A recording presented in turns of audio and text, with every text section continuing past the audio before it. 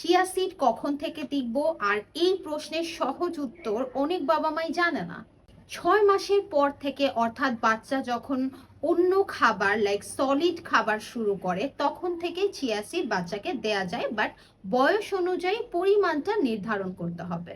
অবশ্যই দেয়ার প্রসেসটা ফলো করতে হবে। চিয়া সিডটাকে পাউডার ফর্মে করে ভালো করে ভিজিয়ে নরম করে তারপরে বাচ্চাকে দিতে হবে।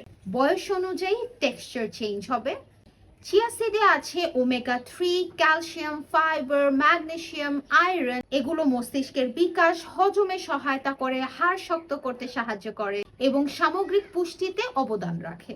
প্রথমে অল্প পরিমাণে শুরু করুন। বয়স অনুযায়ী ওটস, টক দই এবং অন্যান্য খাবারের সাথে অ্যাড করে বাচ্চাকে প্রোভাইড করুন।